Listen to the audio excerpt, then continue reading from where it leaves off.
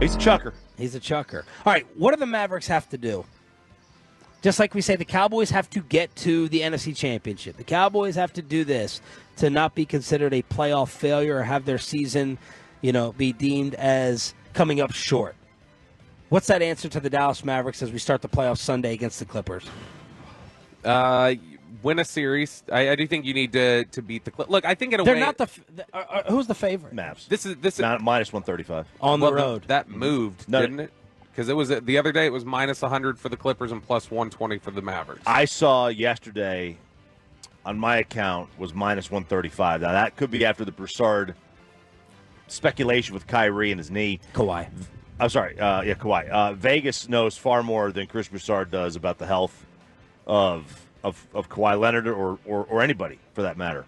So I saw yesterday Mavs were minus 135 and the Clippers were plus money. All right, give me the scales. Like the Cowboys losing to the Packers on a scale 1 to disappointment was like a 9 or a 10. If the Mavericks lose to the Clippers in 7, what's the scale? Disappointment. Yeah. Okay, so just in a vacuum, the disappointment's a 5. Like it's so whatever. Can we call that a failure? In the sense of the context of you've lost to them twice already and you've played so well down the stretch, especially compared to them, that would hurt to lose a third time where it's like, what? How much better a position do you have to be in to potentially take them out and you're still not able to? I think that ultimately success is you get past the Clippers. Anything after that is gravy. Oh, I think if you get past the Clippers, then the absolute minimum is the West Finals.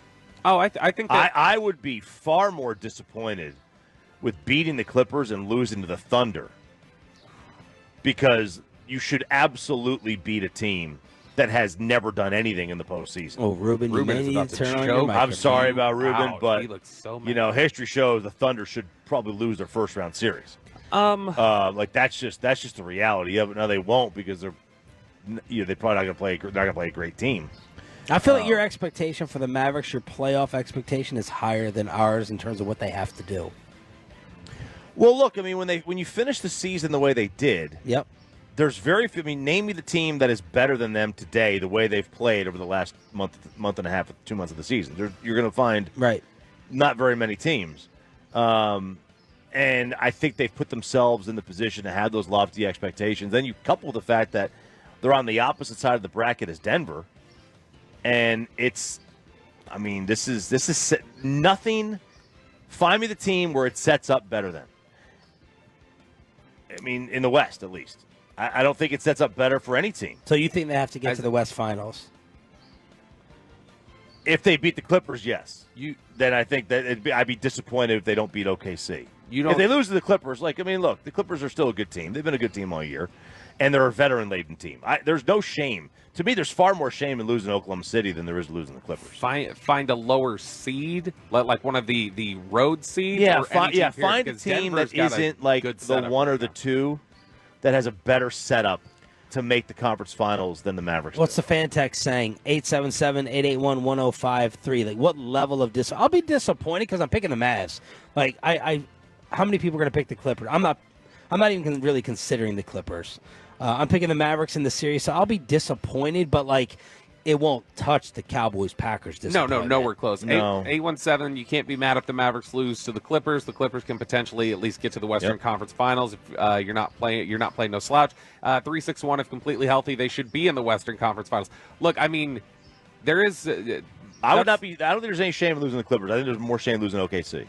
In general, what's one of the lines that you hear about, in basketball over the years is that youth plays in the regular season, grizzled veteran age plays better in the postseason. That makes a difference there. And so, sure, Oklahoma City, they're a good basketball team, but they are also very young. They're as young as the North Carolina Tar Heels in terms of their starting lineup.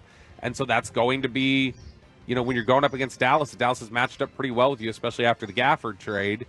That's potentially something that's going to set up nicely for the Mavericks, even though they are on the road. So, Western Conference Finals, I think, is absolutely attainable for Dallas. I don't feel like that's an unrealistic goal, but I wouldn't be disappointed if they beat the Clippers and then fall short against the Thunder. Mark Cuban was on the Run It Back pod, and he was asked if Luka is the greatest Maverick of all time.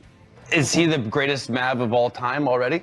It's got to be. Yeah, right? Dirk is going to disagree with me, but he is. And the difference is, Luka can control all aspects of a game. With Dirk, you had to get him the ball in his spot. He's not going to bring the ball up and just attack. And I think that's the big difference. And, there's no disrespect to either. They're both, top 10, top 15 players of all time. And so I think the bigger question is, where will Luka rank all time? And I don't think there's any question. He has the ability to be top 2, top 3 all time. Look, top 2 is tough to crack. Let's just put it out there. It's going to be real tough. You're going to need a minimum. Top 2 all time? Because he said top 2, top 3 all time. To get to the top 2 all time, let's forget the 2, top 3. You're going to need a minimum of 4 championships.